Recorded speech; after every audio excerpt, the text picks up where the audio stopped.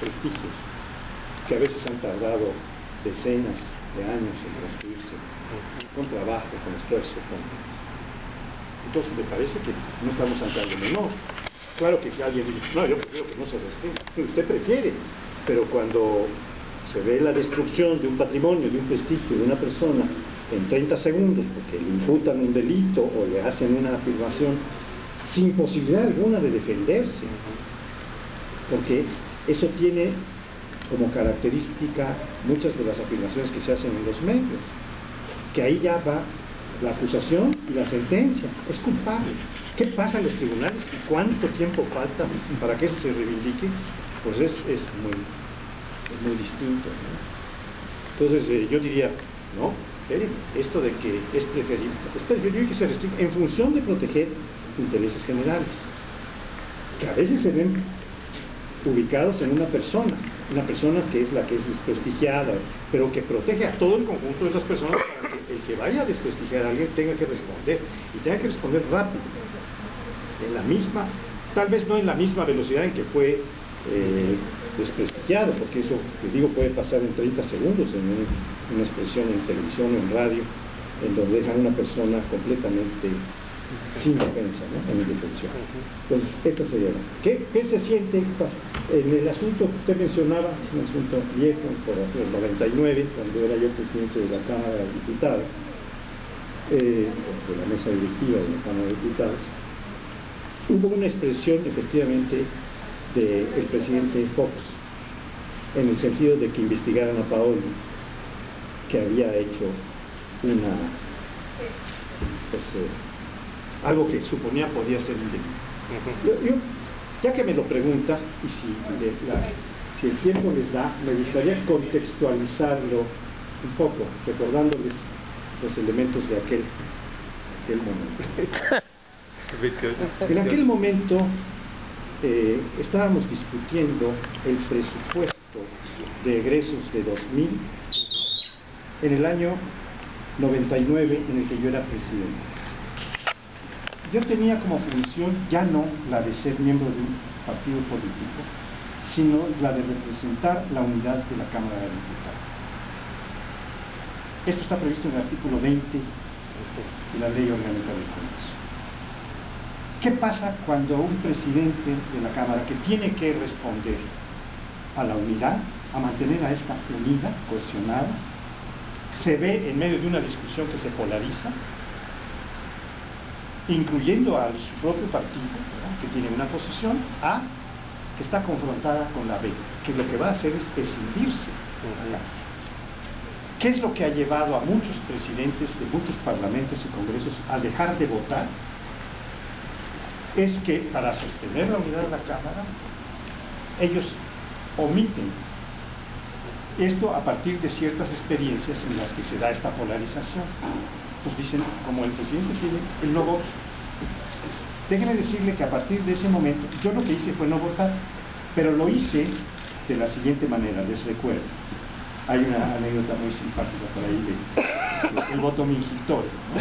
Sí, es ese. Yo presidía la sesión, pero antes de decirle lo de la presidencia y el voto mingitorio,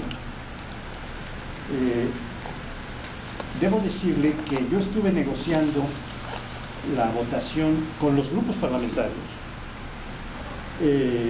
la votación del presupuesto, que era muy difícil, había que asignarle muchos miles de millones al asunto Fobaproa, y esto se polarizaba, y entonces dividimos para que la votación total no quedara contaminada con discusiones muy puntuales pero muy graves que había. Dividimos en 16 capítulos, eso en una negociación previa, que duró muchas decenas de horas, en la que yo jugaba como árbitro con los miembros de los grupos parlamentarios para ir sacando y separando los distintos capítulos y se discutieran estos en sus términos, con su propia lógica, y se aprobaran o no en función de esa lógica interna y no en conexión con lo que frecuentemente se da en la discusión de los presupuestos. Es decir, que yo he sido legislador 9 años seguidos, entonces sí tenía una experiencia, y este era mi 9º año. Y había visto cómo se habían hecho muchas negociaciones en las cuales se daba el famoso, lo digo en latín como dicen los abogados, do des, te doy para que me des. Mira, yo te apruebo aquí esto, pero tú me vas a aportar en el capítulo tal, esta partida. Esto es inadecuado, para decirlo con una palabra muy séptica. Entonces dividimos en 6 capítulos. Cuando llegó el capítulo donde se votaba el asunto de la asignación de recursos al Fobaproa, habiéndose ya hecho un acuerdo de todos los grupos parlamentarios de que había que asignarle X cantidad, no recuerdo ahora exactamente cuánto, ahí tengo mis notas, creo que 34,000 millones para ese año, hubo una propuesta a la que se sumaron el PAN, que era el partido al que yo pertenecía, hace 2 años renuncié, con el PRD. El PRD, en primer lugar, en una primera votación, votó porque se le asignara 0 pesos al Fobaproa. Pero en la asignación ya estaban de acuerdo el PAN y el PRI, y dominaban con mucha amplitud la Cámara.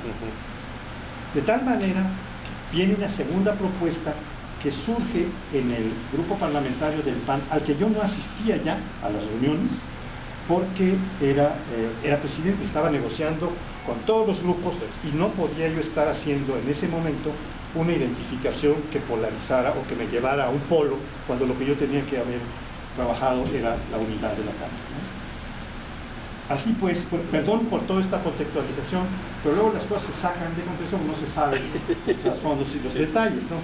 Y ya me publicaron los caricaturistas llevando una bolsa enorme como Santa Claus de dinero y con un traje de prostituta, de acuerdo. Entonces eso puede destruir, y póngase usted a pelear con 20 medios que le dijeron que se está llevando. Lo que pasa es que en un cierto momento, en una propuesta, hacen el PAN y el PRD conjuntamente de entregarle 2.400 millones de dólares, de pesos menos a la Fobaproa, que ya se había acordado que tenían que ser 34,000.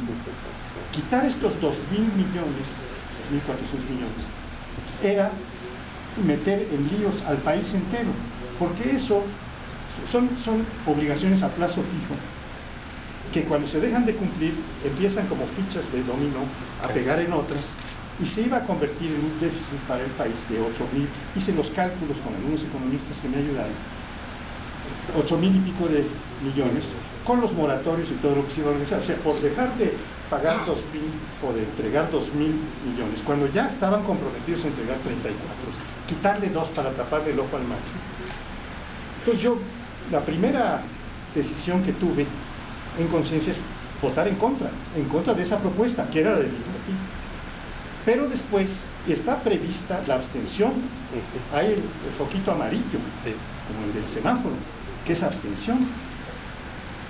Yo me abstuve o voté con los pies, como votan algunos que se van del país, ¿no? Me fui, le pedí a la vicepresidenta que se quedara al frente mientras pasaba este punto. Yo me subí a mi oficina y cuando se votó este punto bajé y seguí presidente. Pero claro, perdió la moción que habían hecho de reducir los $1.200 pesos, perdón, a la aportación del Fobaproa.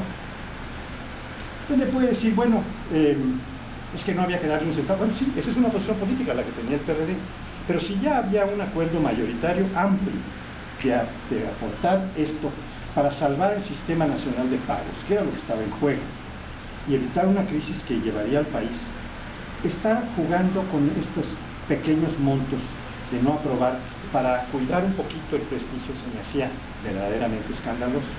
Entonces yo lo que hice fue no votar. Le agrego un dato. A partir de ese momento en el que yo tardíamente me percaté de por qué el presidente de la Cámara no debe votar, esto se ve muy claramente cuando se polarizan las tensiones, mandé a hacer un estudio de 83 países que está publicado en la Gaceta Parlamentaria de ese momento. De los 80 y tantos países, una mayoría abrumadora, 50 y tantos, no votan, por ley o por tradición, pero no votan los presidentes de la Cámara.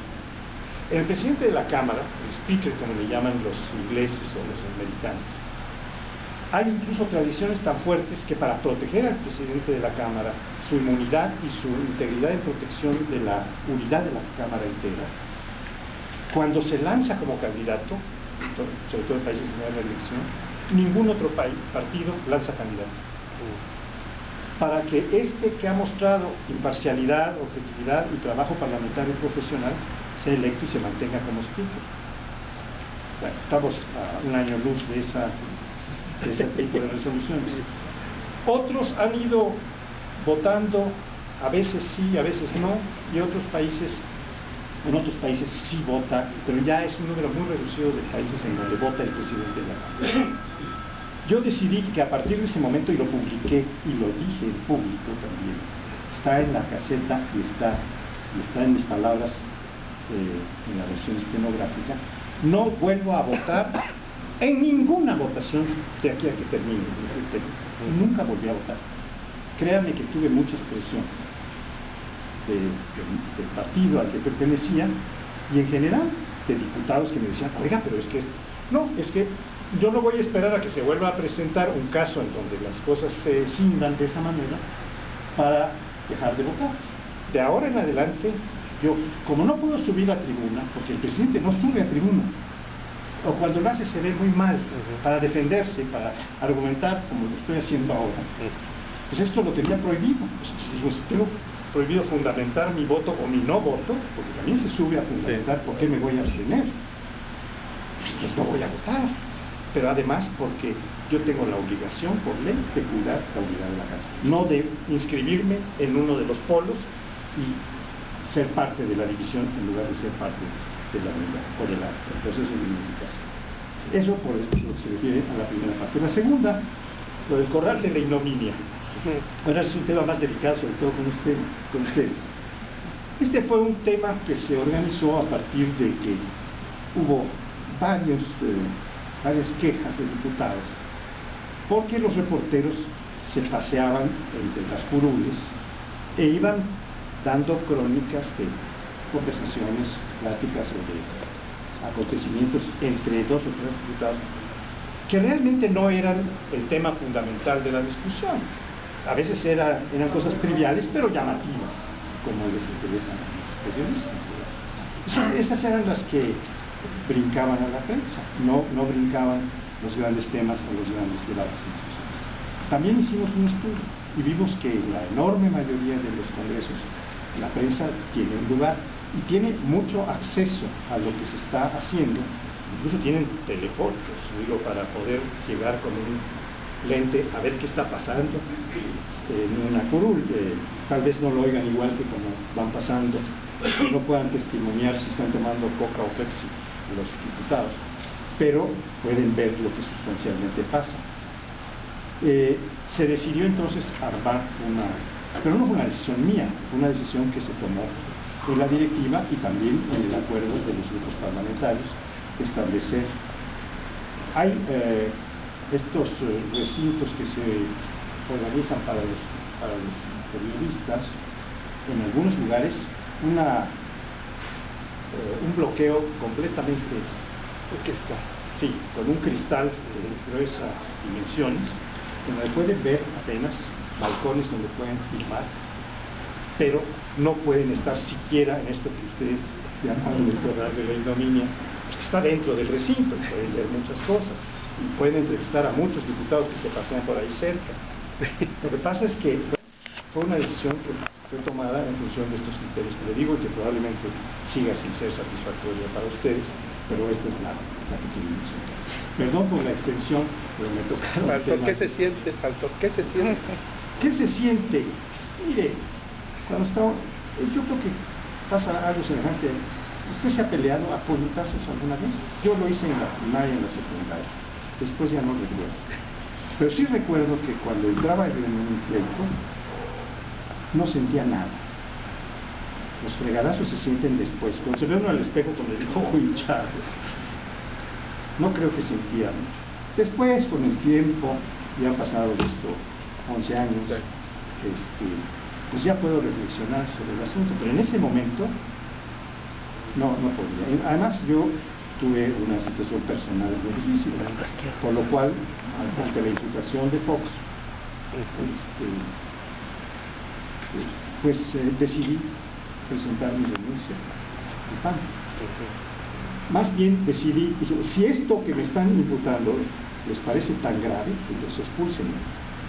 Ahí les dejo mi renuncia, considérenla, se la dejé al Comité Ejecutivo Nacional del PAN. Y yo quiero pues, que se juzguen las cosas en sus términos. Pero si les parece que es tan grave, sáquenme del partido. Si yo he violentado reglas del partido, alguna cosa moral, pero juzgándolo con todos los elementos, entonces consideren mi renuncia, les dejé ahí y quedó esto en suspenso durante 3 semanas, en las que hubo una nueva reunión del Comité Ejecutivo Nacional, consideraron mi renuncia y me hicieron un llamado de atención por no haberme comunicado con mi grupo parlamentario, siendo el presidente de la Cámara. Por eso sí acepto. Si hay responsabilidad por no haberme comunicado, también. Yo vivía en comunicación con todos, pero no podía yo depender y menos recibir consigna de ningún grupo parlamentario, porque tenía que conciliar con todos. Bien.